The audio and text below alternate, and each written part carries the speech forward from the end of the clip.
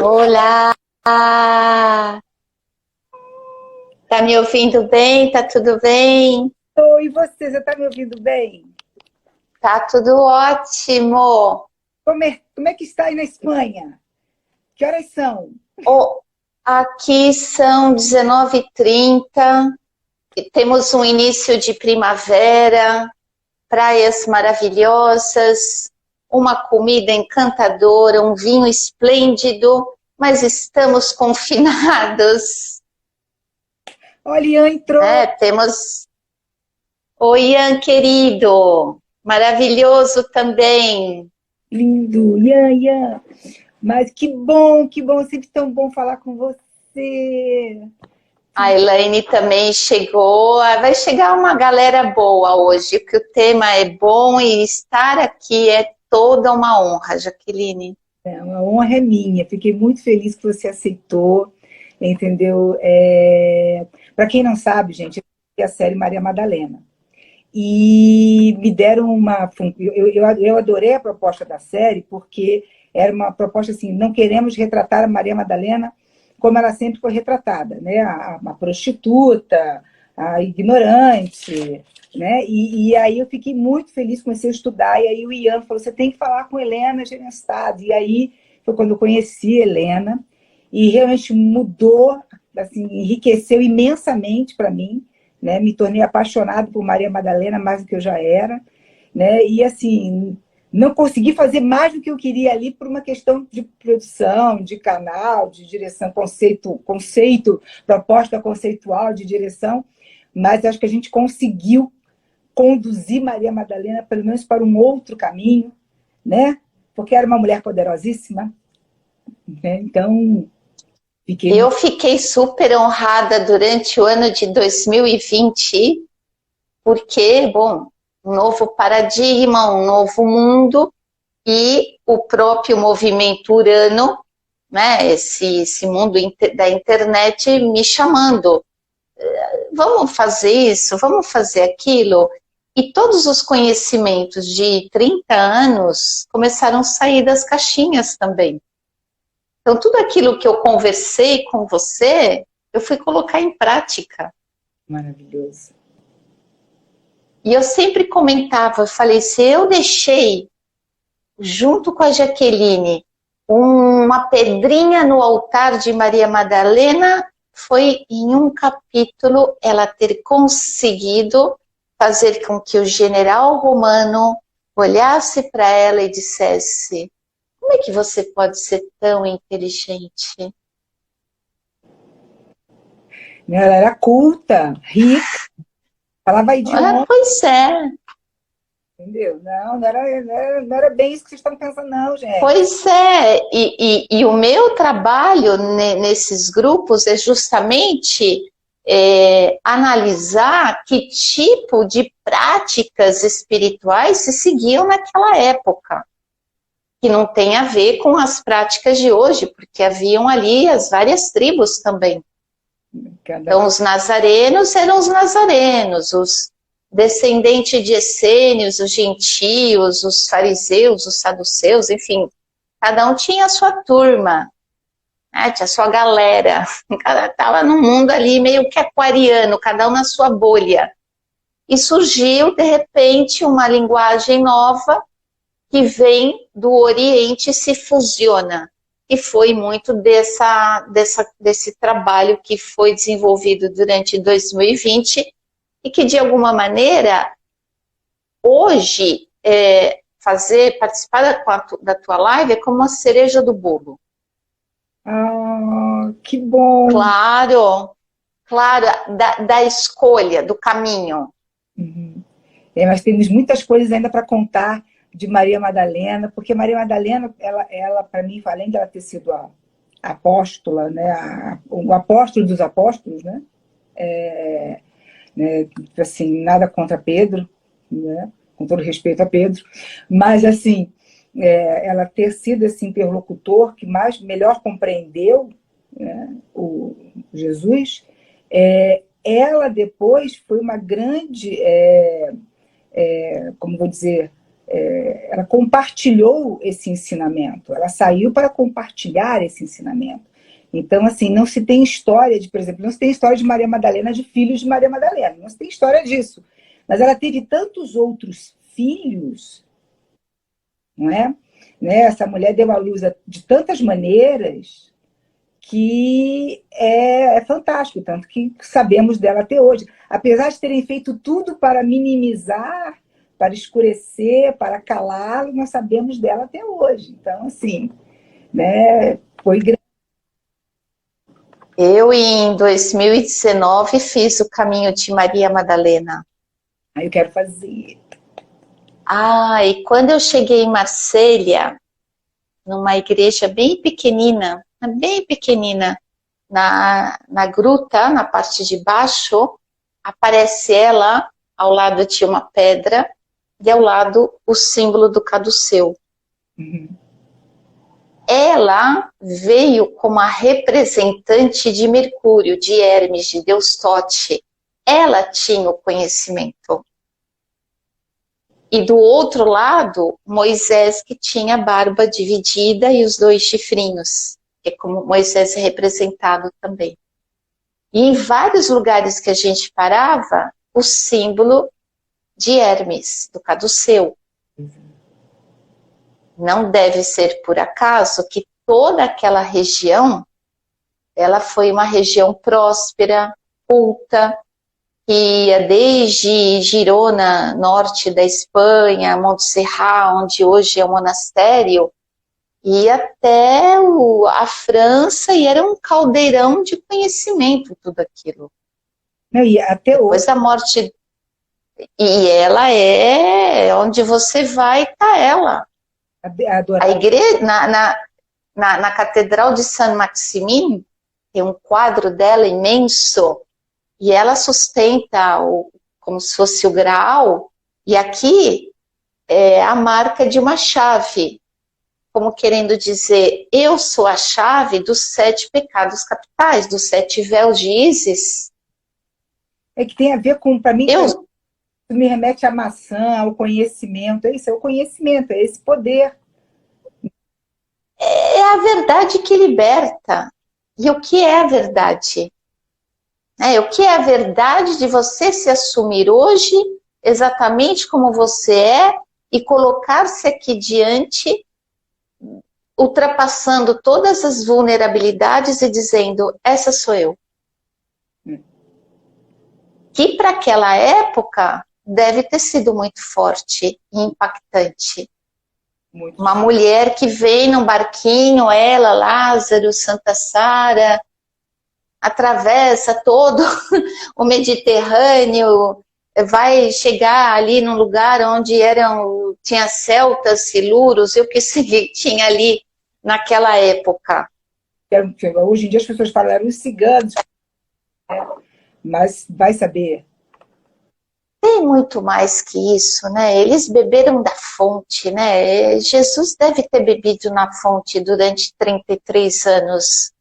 Viajou para a Índia, para o Tibete, para Glastonbury, viajou com o tio José de Arimateia.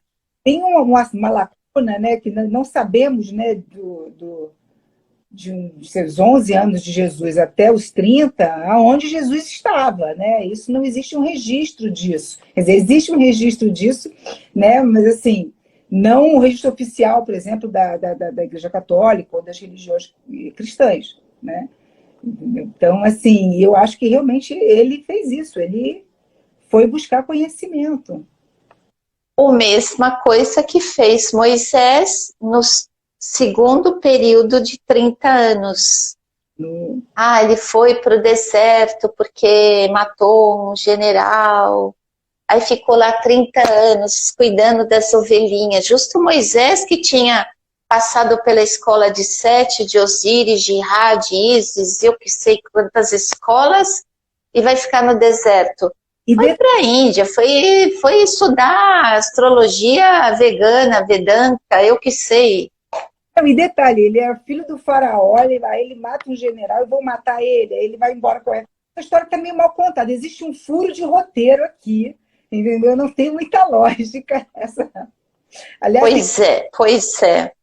história, vários furos de roteiro na história, se a gente for avaliar, né? Mas é interessante isso da Maria Madalena, que eu fico pensando, ela não foi mãe, aliás, como muitas santas, muitas deusas, e foi cultuada, e é um poder estabelecido, né? E mesmo assim, hoje, a gente ainda tem isso, né?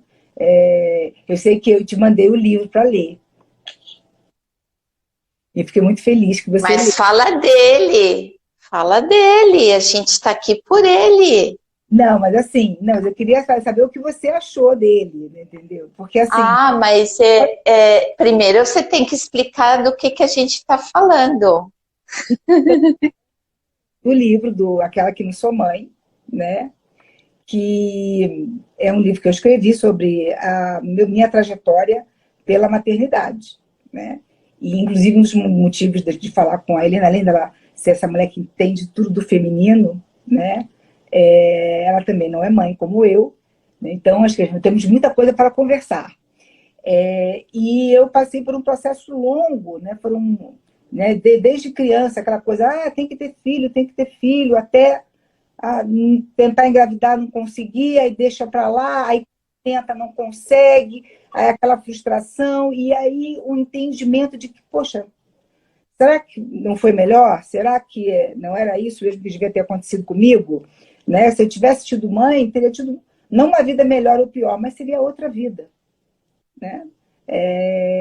E de repente, cada um tem sua trajetória aqui. Por que a mulher não pode... A subjetividade da mulher é muito empacotada, né? Então, existe um rótulo aqui que põe todo mundo no mesmo lugar, a gente fica todo mundo na mesma caixa, com o rótulozinho da mãe. Né? Assim, existem mulheres que são diferentes das outras, que têm caminhos diferentes, desejos diferentes, e é isso, né?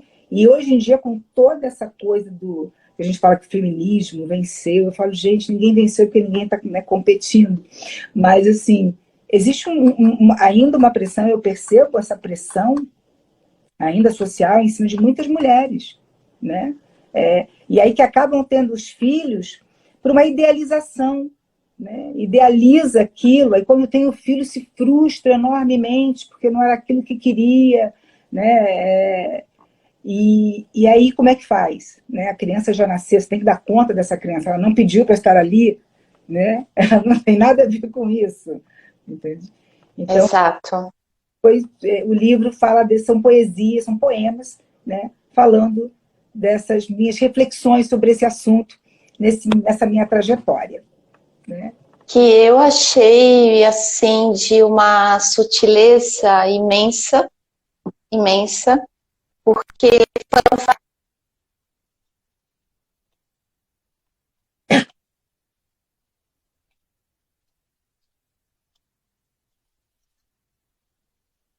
E deu uma... E são vários momentos que você foi passando, que você teve, eu vejo como uma ousadia. uhum. Ter a coragem de olhar naquele sentimento que está ali e dizer, você está aqui, deixa eu te entender. Então, entender esse sentimento oculto, tá entendendo que tem uma voz maior querendo se manifestar dentro de você.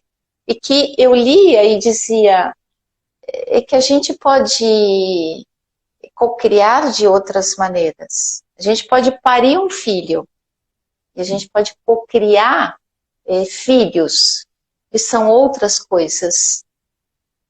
Uhum. E foi essa sensação de você ter vencido a vulnerabilidade, em nome, acho que, de muitas mulheres, para colocar esse sentimento para fora. Porque assim, é uma coisa muito particular que eu até é muito específico, né? Eu fiquei com medo assim, que a pessoa que tem filho não deve ter esse entendimento, mas até tem filho, ela teve esse momento pré-filho, né? Porque antes da mãe, a gente tem que pensar sempre que a mãe é uma mulher, né? Entendeu? E ela continua sendo mulher depois que ela dá à luz. Ela não deixa de ser mulher depois que ela dá luz. Ela continua sendo, com toda a sua subjetividade, suas idiosincrasias, suas precariedades, tudo continua ali. Né? E aquele filho, durante um período, ele vai estar muito unido a essa mãe, até porque ele precisa dela, né? Ele precisa, ou de qualquer pessoa que faça maternagem para, né, para essa criança, ela precisa de um espelho, mas uma hora vai ter que viver a vida dele, ele tem que seguir o caminho dele, ele é um sujeito também. Né? Não dá para você ficar grudado com seu filho para sempre. Né? O seu filho, você não faz o filho para você. É clichê demais falar isso, mas é uma grande verdade. Cada vez mais eu acredito que é uma grande verdade. Eu acho que, às vezes, você é conduzida por uma história de vida também. Então, eu, por exemplo, eu falo de mim. Uhum.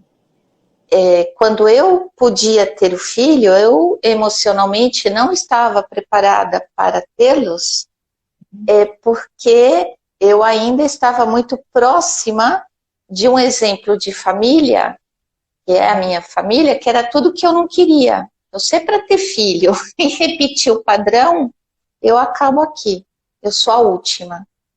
Acabo aqui a loucura, acabo aqui tudo. Então, eu me permiti fazer um trabalho, eu acho que poucas pessoas também param para isso e dizer, quem é que está tendo filho? É a Helena? É a filha? É a esposa?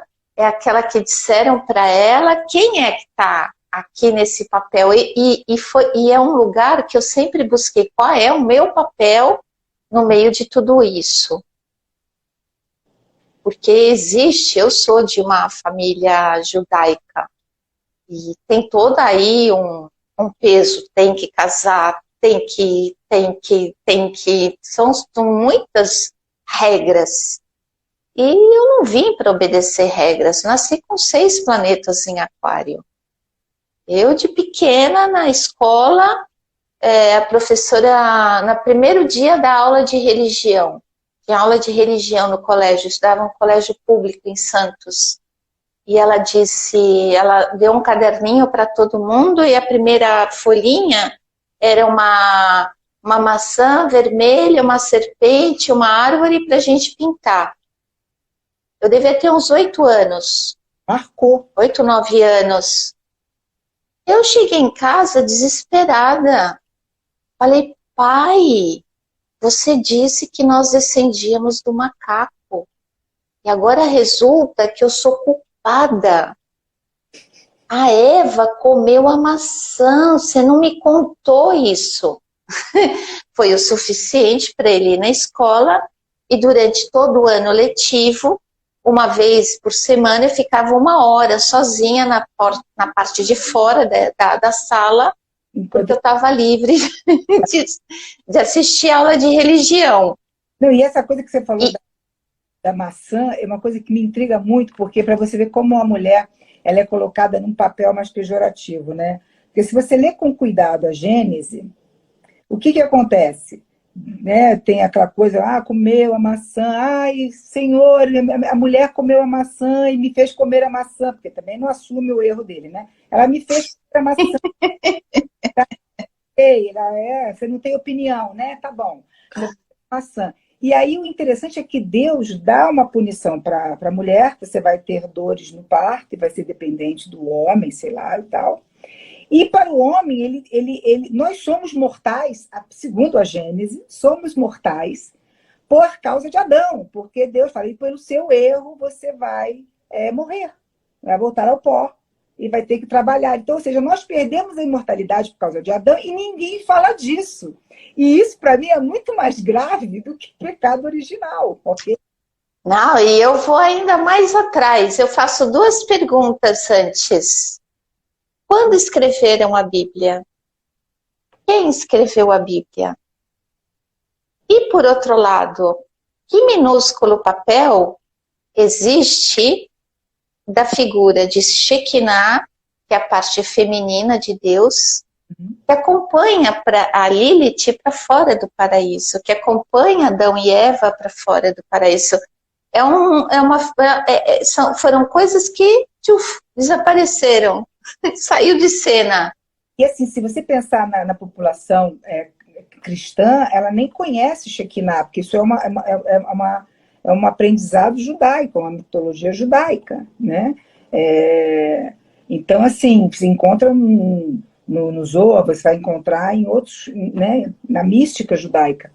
Mas as pessoas até desconhecem esse lado feminino de Deus. Estava até lendo uma coisa outro dia, pensando nisso, né? Que tem Thea e Tel, né? Entendeu? Né? Sim, mas se a gente pensar na Shekinah, é o Divino Espírito Santo. É o nome do Pai, do Filho, não tem a Mãe, e do Espírito Santo. Até nesse lugar tiraram o papel dessa mulher que pode ter sido co-criadora de algo, mas é muito complicado, Jaqueline. O que a gente vai falar um dia para gerações futuras se eu, com 60 anos, me faço essas questões? Imagina quem está vindo, essa geraçãozinha jovem. Ou seja, Adão teve que tirar uma costela e resulta que eu sou a filha da costela do Adão. Que é ali igual. Então não ficou igual. Ali já começou uma... E qual foi o motivo para Lilith não querer mais? Tem toda uma questão. A história da Lilith é fabulosa. Ela, como a primeira mulher que foi feita do mesmo material de Adão, ao mesmo momento que Adão, entendeu? Exatamente como Adão, exatamente iguais. E ela, depois o que ela clama, o que ela vai pleitear, pelo que eu me lembro, é justamente isso, a igualdade, porque Adão queria mandar mais, Adão queria ficar sobre ela, e ela queria ficar sobre Adão também. Então, um dia você fica sobre, outro dia eu fico sobre. Sim. Né? E não foi isso. E aí é por isso que ela vai embora, porque assim, eu não vou ser, eu não me submeto. Ela foi aquela mulher que não se submeteu. Né? Então, assim, é fantástica a história de Lilith, na verdade. Então, aí a gente vai num lugar que eu acho que tem a ver um pouco com o tema do seu livro. Determinados relacionamentos são fadados a não vingar os frutos. Por um lado. Se nós pensarmos numa figura como Isis, vamos trazer mulheres poderosas, por favor, ou como a própria rainha do Sabá, elas escolhem os maridos. Melhor, não é nem marido, é quem vai engendrar o filho nela, de quem vai ser essa genética. E a rainha de Sabá, ela sai lá do Sudão, linda, maravilhosa, cheirando a nardo, e ela faz toda a entrada triunfal, belíssima, em Jerusalém, e a única coisa que ela quer saber se quem ela escolheu era o suficientemente bom para ser o pai do filho. Isso é muito interessante. Então, houve um grupo, digamos assim, de pensadoras livres que escolhiam a genética como um animal. Se o animal sente o instinto que aquele macho é fraco, ela não quer.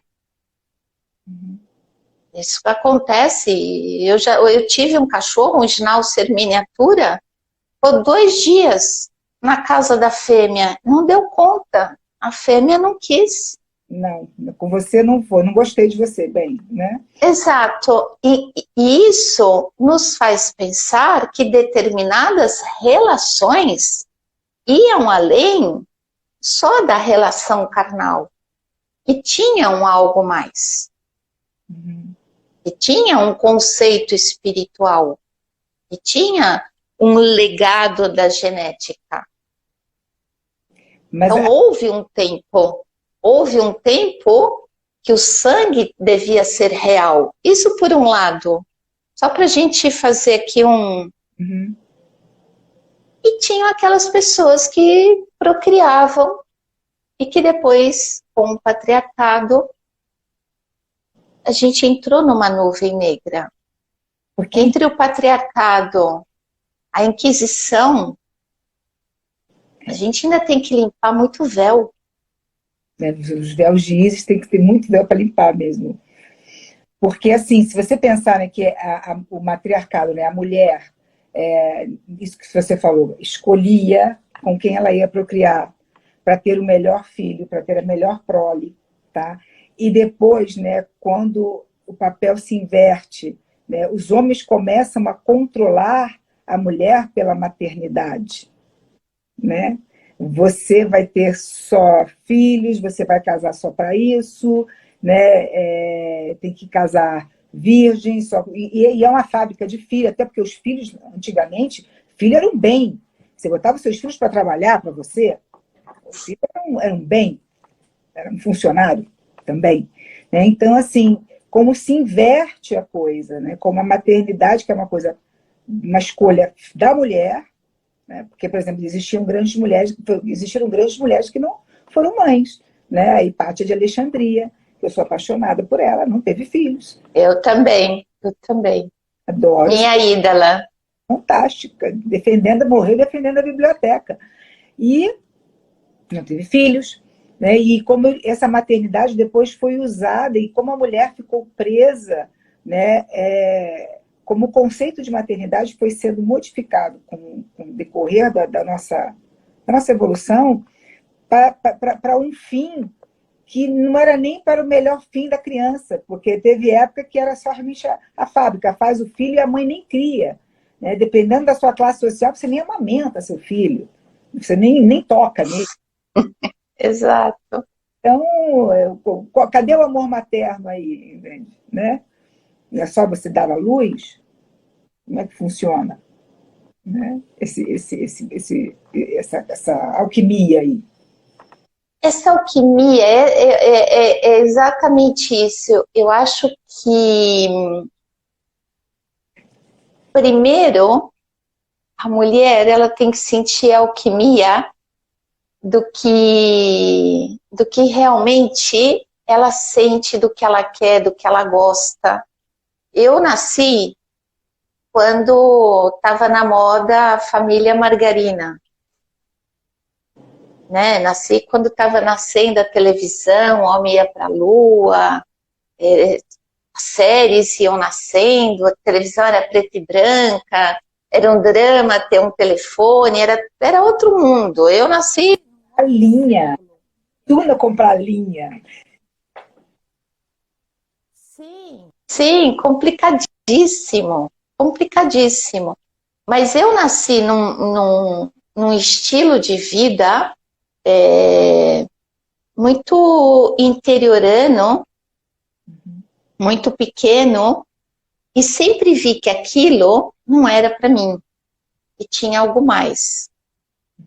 E cada vez que eu mudava a minha vida, o próprio universo ia mudando a minha vida, a minha intenção era me tornar melhor pessoa para poder deixar algum tipo de exemplo. Isso é, para mim, uma responsabilidade gigante, é mais do que ser mãe, porque eu não tive isso. Eu não tive o exemplo. Então, quando você não tem o exemplo, é muito complicado, porque você não sabe. Eu não tive irmãos também. Minha filha é única de pais separados. Nossa. Eu não tinha referência, então eu tinha que ter uma planta primeiro, um animal, uma bicicleta, qualquer coisa primeiro. Mas tinha essa química, essa quintessência dentro de mim, eram os homens astronautas. Tempo e espaço existe? Quem foi Leonor de Aquitânia? É verdade, o universo conspira ao nosso favor, mas o que é o universo? Claro, quando começa a vir tantas perguntas, a família margarina, todos esses conceitos que te colocaram, não servem, não cabem. Uhum. Porque existe algo mais que você sente que você pode deixar. É como você disse, o filho é do mundo. E tem mães que não soltam os filhos. E tem que soltar. E tem que soltar. Tá.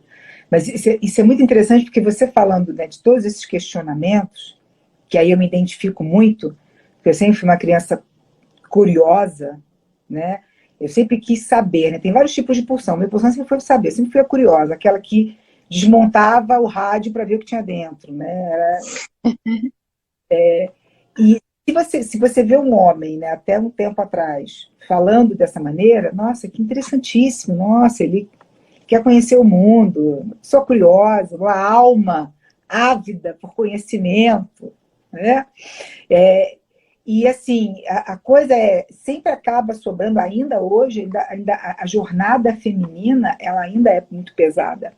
Entendeu? No nosso país, a gente tem um número de mães de família, né? Metade das famílias, basicamente, o chefe da família é a mulher, né? E quando a separação existe, quem toma conta dos filhos é a mulher. Então, assim, o quanto que essa mulher não se doa, né? Eu falo que uma jornada de trabalho grande, entendeu? Jornada de trabalho grande, entende?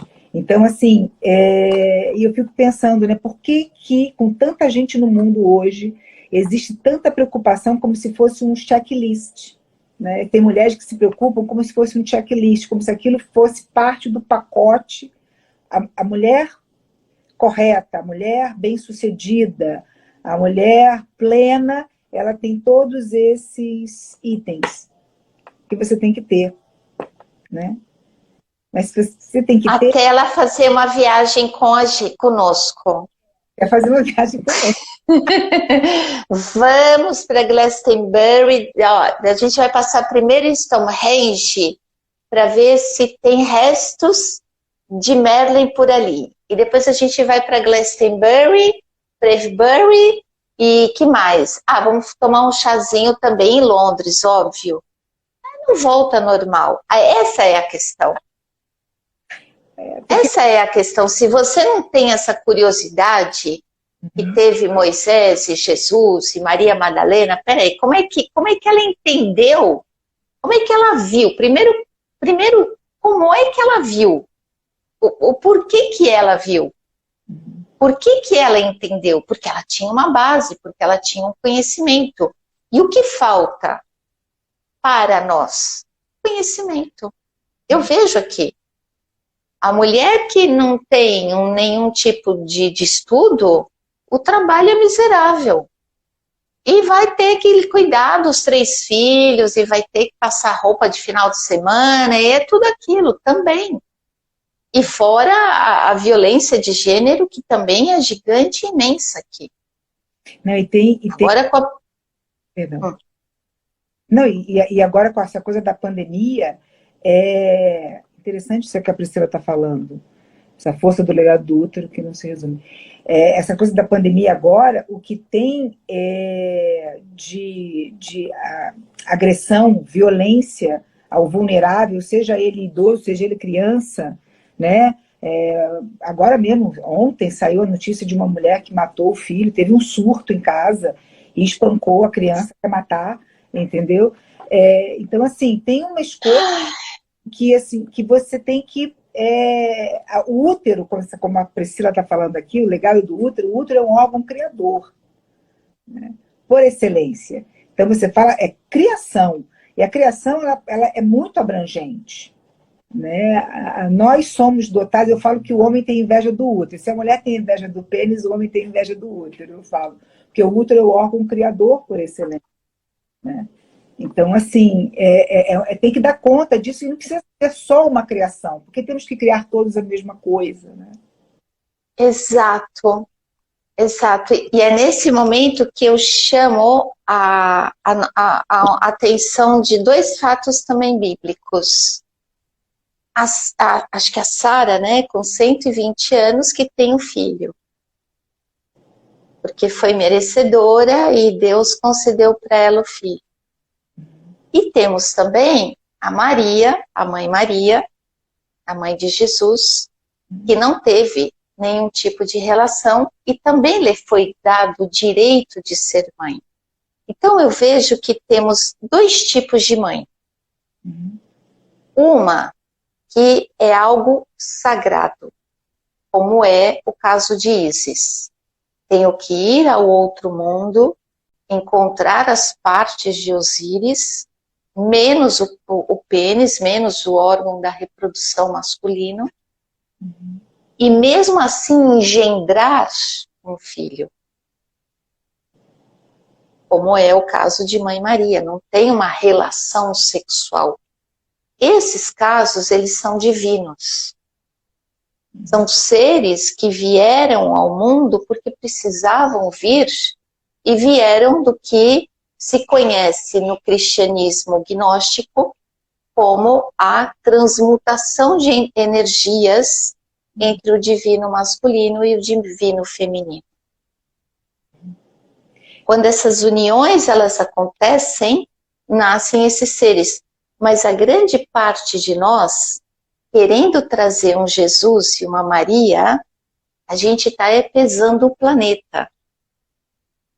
Porque a gente está criando aqui pouco. Aqui o índice de natalidade foi o pior dos últimos anos, esse último ano.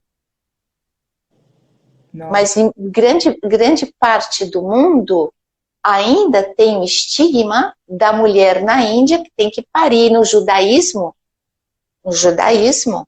14 filhos é normal dentro de uma família. Você trazer 5 filhos é pouco.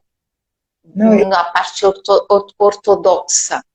A parte ortodoxa. Eu lembro que eu fui para Israel e eu entrei numa farmácia, eu vi um pote de talco, mas era um negócio deste tamanho. Aí eu falei, gente, que enfeite, é promocional, o que é isso? O cara falou, não, isso aqui é para vender. Eu falei, mas quem é que compra um pote de talco de 5 quilos, gente? Aí ele falou, as famílias que têm 10, 12 filhos, compra. Aí eu falei, claro, procede. Mas eu venho... Porque tem uma mística no Oriente que diz assim, Tavi eladim rebeseder.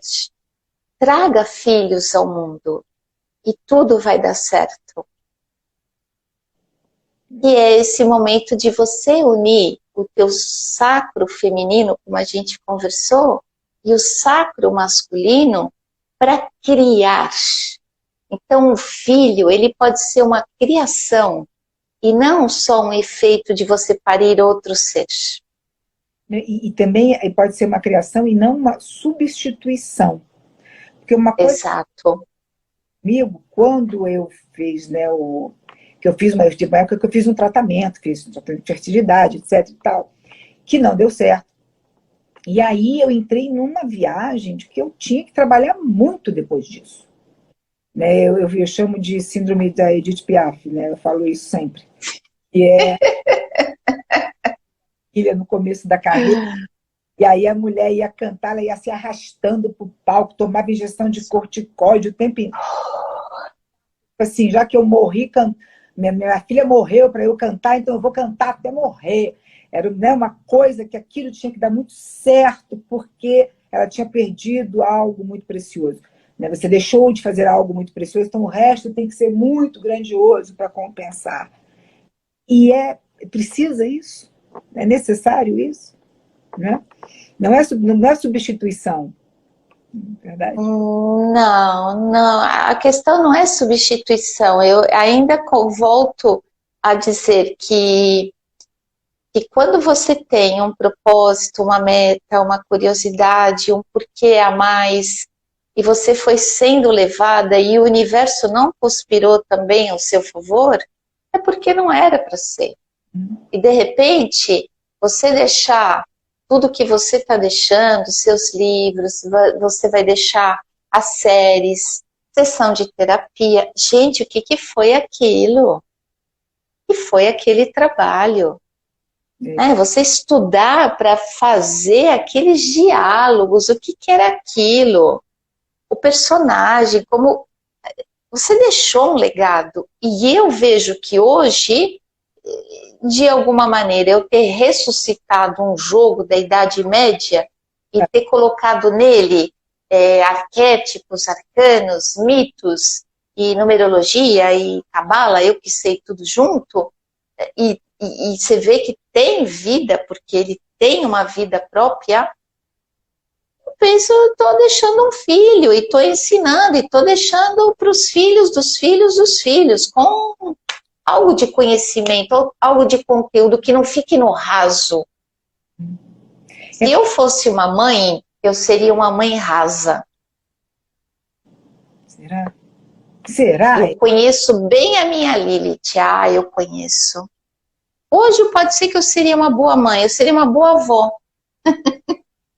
Uma boa mãe não, porque eu tinha muita curiosidade de conhecer o mundo. Eu queria muito entender que não existe tempo e espaço. Eu queria muito entender determinadas coisas. Eu tinha uma curiosidade de viver. Curiosidade de viajar, de entrar num avião. Vou para lá, vou para cá, que delícia. Na hora que você entra no primeiro avião é inesquecível. Nunca mais você quer passar, porque agora... Mas, assim, isso é muito importante, isso que você está falando, né? Porque é preciso ter muita... Tá muito em paz consigo mesmo para poder fazer essa avaliação. Eu seria uma mãe rasa, né? Eu, por exemplo, demorei muito tempo, e eu percebi isso, né? Eu estava falando com um analista meu, eu falei isso para ele, ele falou assim, foi dos desvios, os desvios que nós tomamos na vida, né? Então, assim, os desvios e os pedágios que a gente paga, né? Porque como eu, no fundo, não quis ter filho, porque eu fui tentar também engravidar já depois dos 35, fui tentar fazer o tratamento, né? Fui fazer tratamento quase chegando nos 40. E assim, por que eu não tentei antes, né? Porque eu tenho uma série de coisas ali que fala assim, se eu fosse aquele desejo enlouquecedor, férreo, aquela certeza absoluta, né? Mas existiram desvios, existiram pedágios que eu paguei para falar, puxa, olha, não aconteceu, porque não assumir de cara, não quero, né? Porque eu vou ser julgada por isso, porque não existe, eu conheço muitas mulheres que têm o medo do julgamento, né? Tipo, como se fosse inapropriado para uma mulher não querer a maternidade, né? Eu acho que as mulheres, como você bem mesma disse, elas têm o poder da criação. E elas são movidas por hormônios. E não é todo mundo que tem o mesmo relógio. Não, mas ninguém tem relógio. Né? Não tem. Tem gente que vem com relógio. Eu tenho uma amiga minha que nasceu para ser mãe. Para cozinhar, para ter filho, porque é o que ela sempre quis. E tá lá, naquele mundo e aquilo. E também, não, se eu conversar com ela, é de uma receita de um bolo, que eu não cozinho. Então, vai ser isso. A minha mente buscava algo mais. Eu precisava entender a filha Helena primeiro. Os que me colocaram no mundo, colocaram um ser, e quem sou eu aqui? O que eu faço aqui? E hoje eu agradeço muito ter a oportunidade, Jaqueline, de estar ajudando e colaborando com essa galerinha que está com 30 e poucos e que começam justamente essas questões. Não, porque eu queria viajar, não, porque eu queria fazer, não. E também não tenho sonho de filhos. Porque primeiro querem se realizar.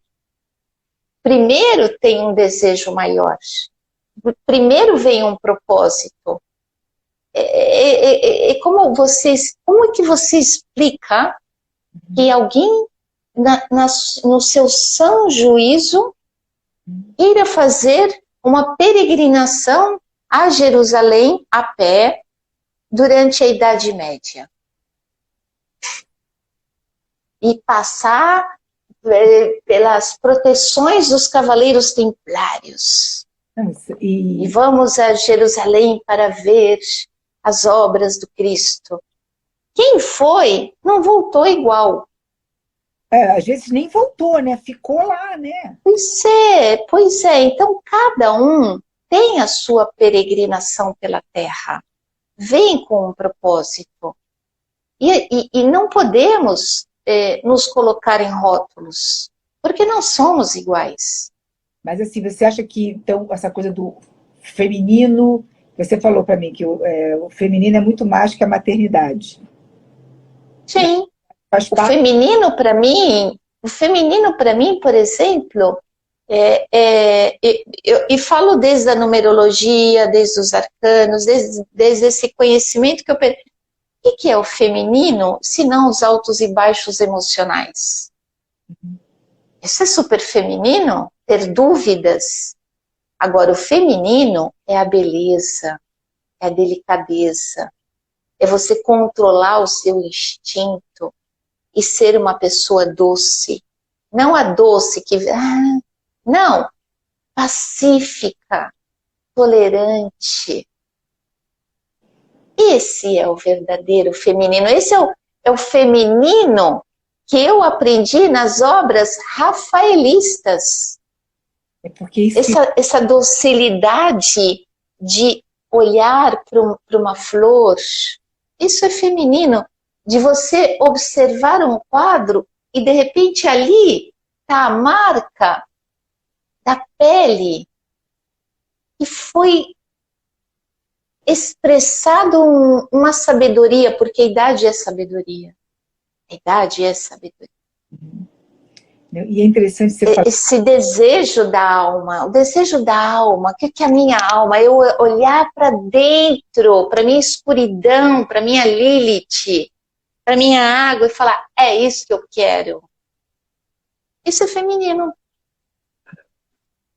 E é muito interessante que você falou isso, porque, quando você falando do Rafael, porque se você pegar a história a nossa história, na história do ser humano e tal, a história das civilizações, existem, na grande parte, contada por homens, no ponto de vista masculino, né? E a mulher, ela não escreveu a história, né? Na grande maioria, na grande parte, mas ela é contada pela obra de arte. A obra de arte traz a mulher, basicamente, como um carro-chefe, né? Escultura, pintura, poesia, literatura, a mulher é o carro-chefe daquilo ali, gente. Né? Exato. E esse olhar que carrega, sustenta o santo grau. É nesse olhar que nós vamos vendo as várias Marias nas catedrais góticas. Esse é o feminino. A delicadeza é o feminino. É o saber escutar, é o saber receber. Você quer essa pedrinha para você? Demorou muito, eu ia te dar, mas você não respondeu, então você não quer. Bote de novo. Esse é o feminino. O feminino, ele recebe.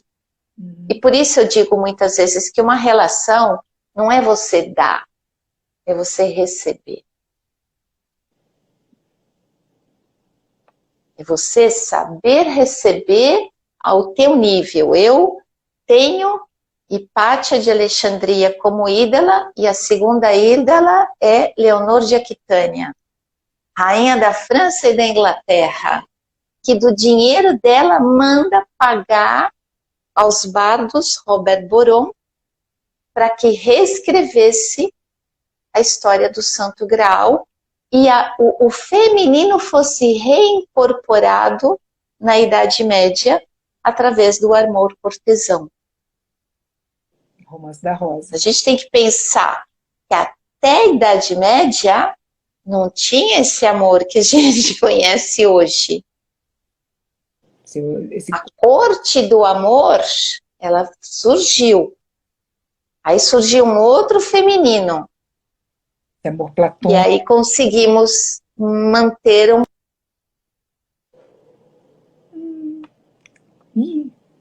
congelou. Congelou, deixa ela voltar, deixa ela voltar.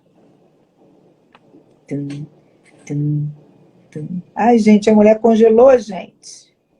Agora que eu estava querendo saber o que ela ia falar, ela congela o negócio. Vamos esperar. Eita, nós.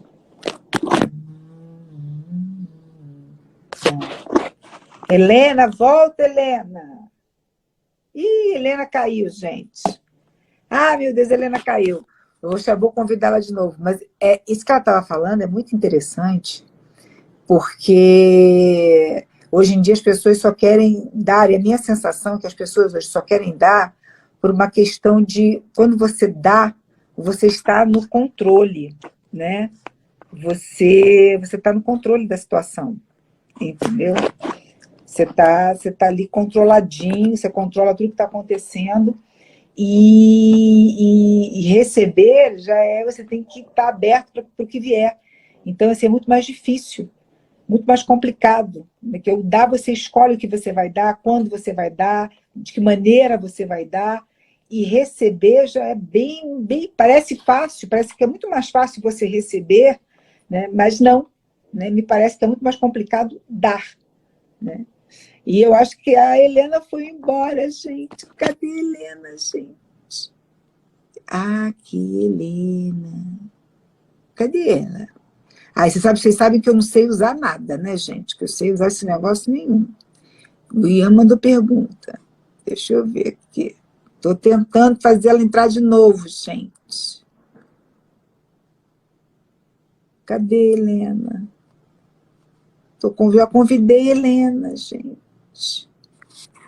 Estou esperando ela. Ah, tá aqui? Como é que você está aqui? Que eu não estou te vendo, gente, aqui no negócio.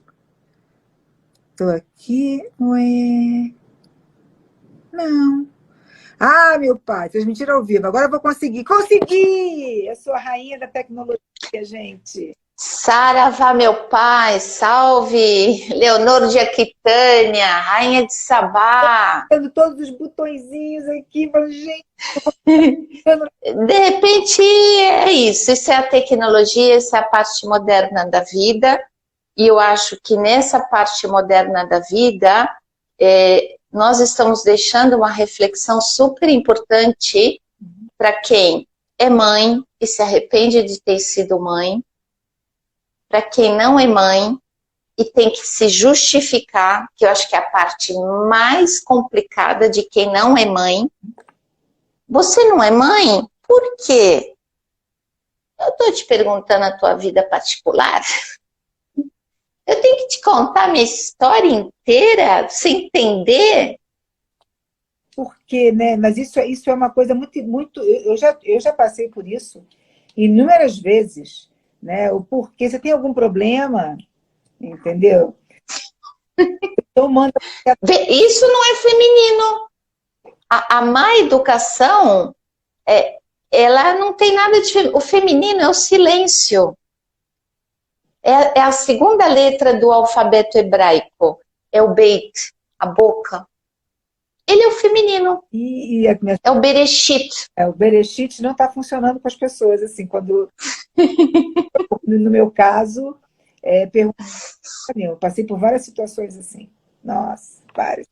A vez que eu fiquei mais traumatizada, e realmente demorou para que eu me liberasse dos meus traumas, foi quando uma pessoa me disse: nossa, você vai morrer sozinha. Você não vai ter ninguém para te cuidar. E aquilo pesou. E eu disse, mas será que eu trairia o mundo? Será que eu seria tão egoísta assim, de trazer um filho ao mundo para ficar me cuidando? Quando eu envelhecer, eu não, vou morar com a galera. Não vou ficar sozinha, não. Já me falaram essa, né? Você vai ficar sozinha, se você ficasse doente. Eu disse, bem, pode ser que meu filho não queira ser enfermeiro, né? Então, de qualquer maneira, eu tive que fazer a brincadeira, né? Pode ser que se eu tivesse um filho, ele não fosse enfermeiro, então, de qualquer maneira, né, ele ia cuidar de mim. E eu acho que essa é a grande influência negativa. As justificações que se precisa dar porque você não encaixa em nenhum grupo. Então tem aquelas que, né, que foram, casaram, separaram, tiveram filhos, as que tiveram filhos estão casadas. De repente a gente entra numa seleção que não teve filhos. Mas olha quantos filhos a gente está deixando para o mundo. Isso que eu sinto cada dia. O meu Saturno em Aquário, ele me exigiu que eu primeiro fosse uma boa pessoa e que depois eu deixasse um legado para a humanidade. Porque assim, é aquilo que eu falo, né? Antes de ser mãe, antes da mãe existe a mulher. E a mulher é um sujeito que tem desejos, que tem precariedades, entende? E que, basicamente, assim, ela não precisa... Se ela não quiser criar nada também, ótimo, é a trajetória dela. Mas eu acho muito difícil você passar por uma trajetória de vida inteira sem criar nada. Alguma coisa você cria, alguma coisa você deixa, né? Então, eu acho que é isso. Assim, eu acho que existe uma preocupação, porque ainda existe um peso de ter que fazer certo, de ter que estar com tudo, como eu dizer, em dia. Porque durante muito tempo a mulher ela tinha que equilibrar muitos pratos para poder sobreviver. Então ela tinha que estar casada, mesmo infeliz, tinha que manter aquele casamento, como é que ela ia se sustentar, e ela não podia sair, e os filhos, né? E, então existe ainda uma compulsão, eu percebo, né, ainda mais na América do Sul, ainda mais num país como o nosso, né, de ser agradável, de fazer o drama familiar funcionar bem. Só que a gente mudou, os tempos mudaram, as coisas... E eu acho que isso é uma evolução, estamos mudando. Mas existe ainda o resquício, esse resquício fica, um resíduo, né, que está sendo limpo. É isso.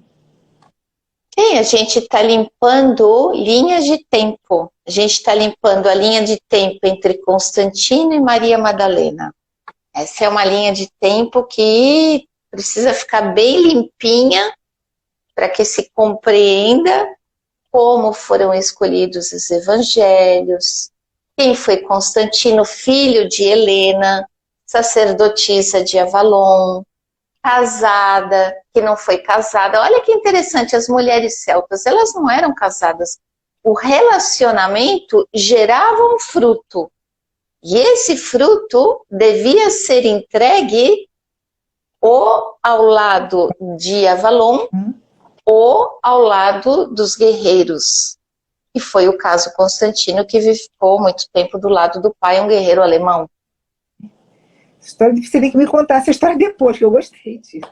Ah, a Santa Helena. Santa Helena falou o quê? Ficar perto desse filho doidão?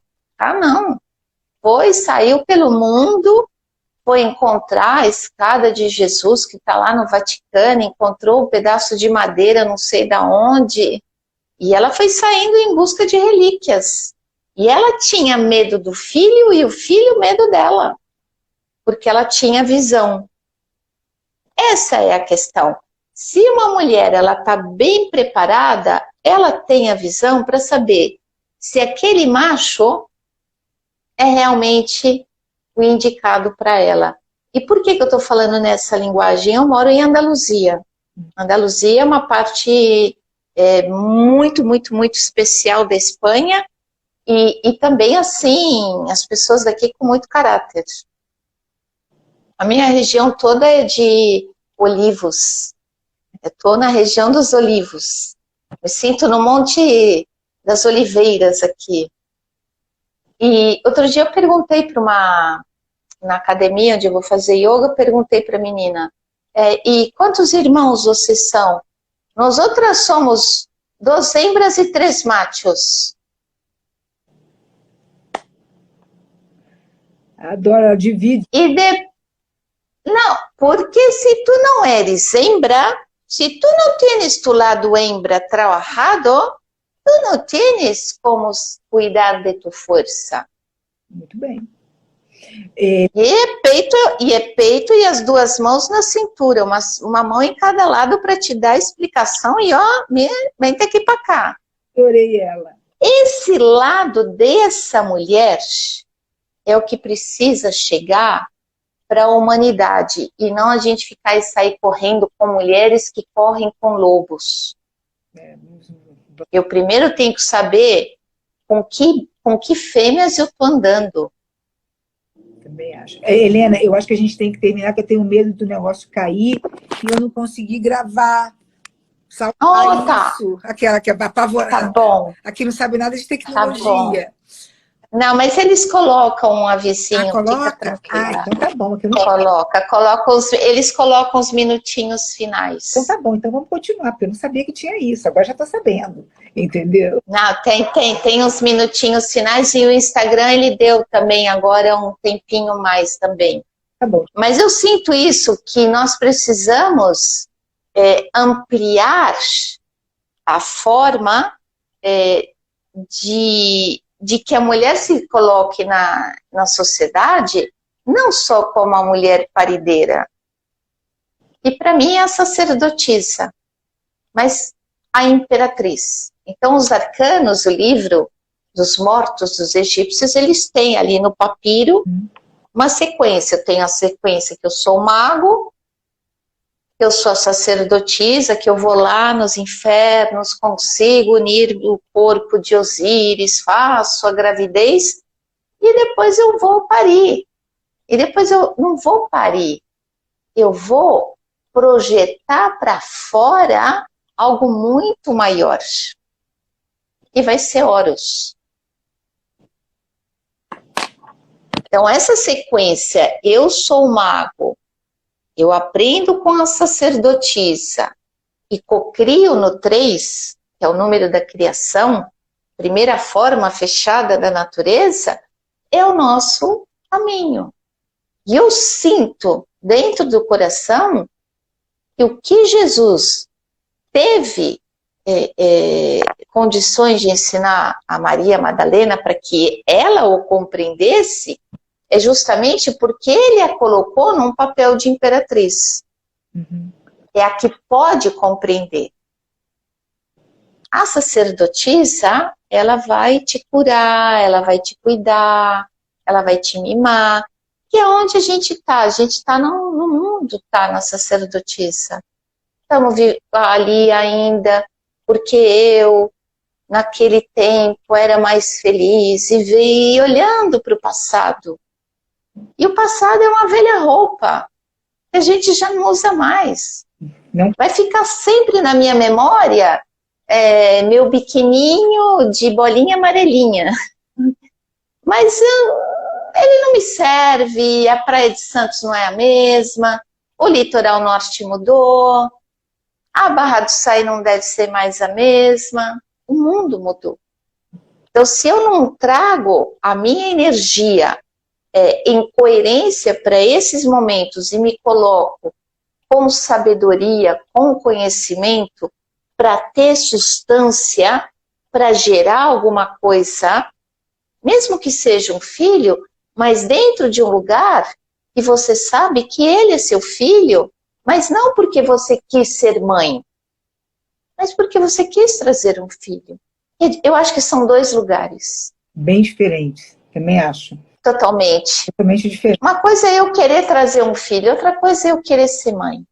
Porque aí você está pensando primeiro em você, no seu desejo, sem considerar que você vai criar, você vai trazer, né, para esse plano um ser também desejante, entende? Que de repente não vai fazer nada de acordo com as suas vontades.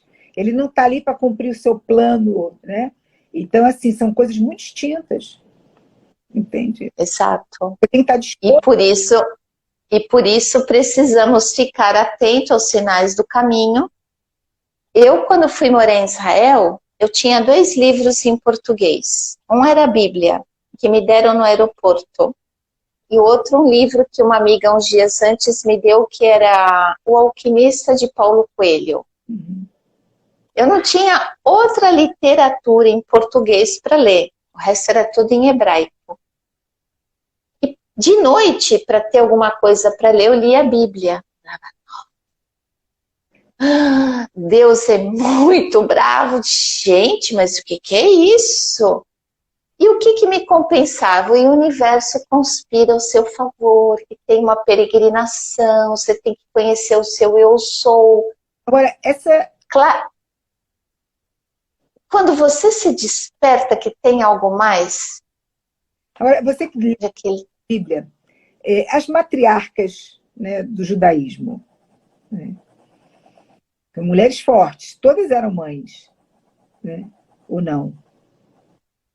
Não, Não. teve, acho que, eu acho que, não, eram mães. Eu não sei muito bem, não sou muito boa, não, eu sou a ovelha negra da família, então, mas eu acho que foi a Sara, né, que com 120 anos teve filho.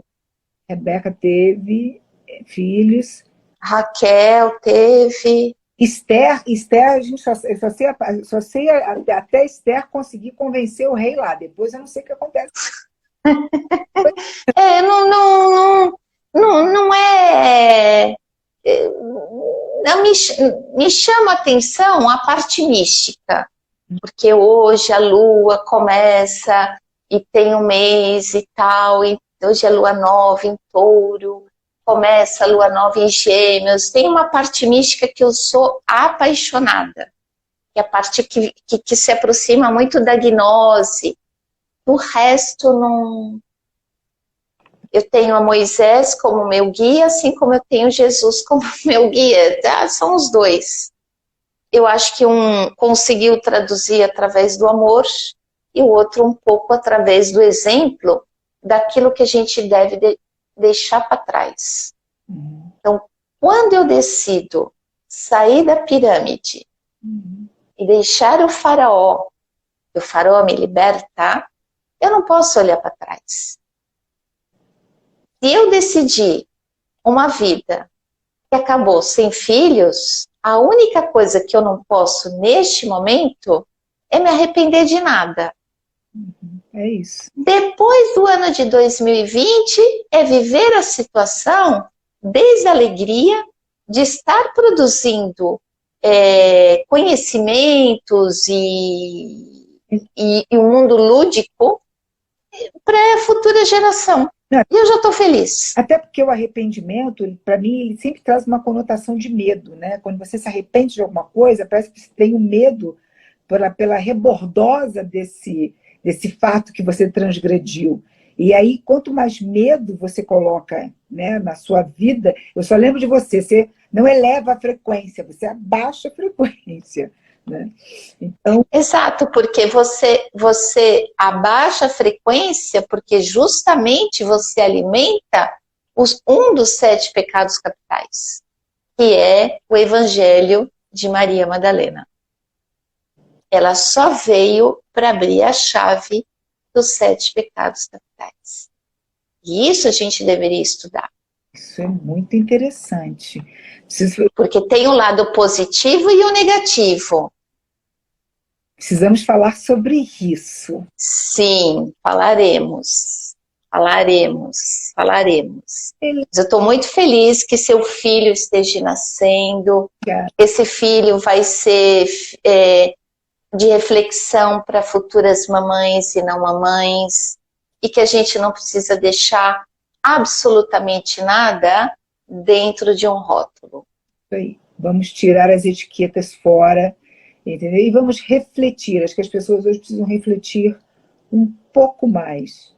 Existe uma pressa em preencher todo o tempo, em fazer muita coisa, e estar sempre ocupado. Pausa. Pausa dramática, gente. Pausa. Vamos...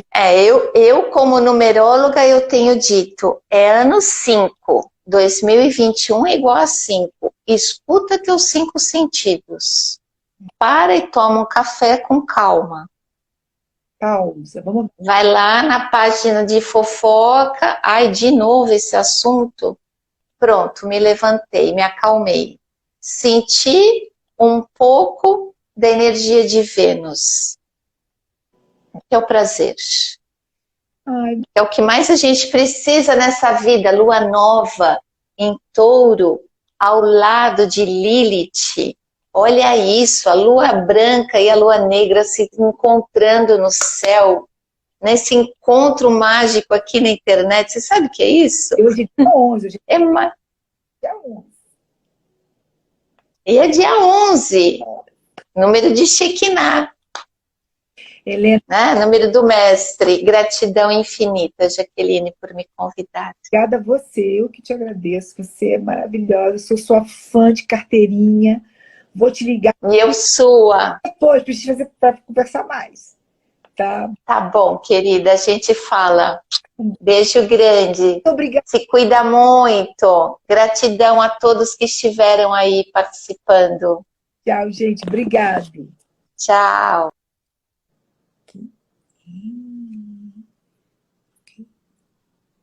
Hum.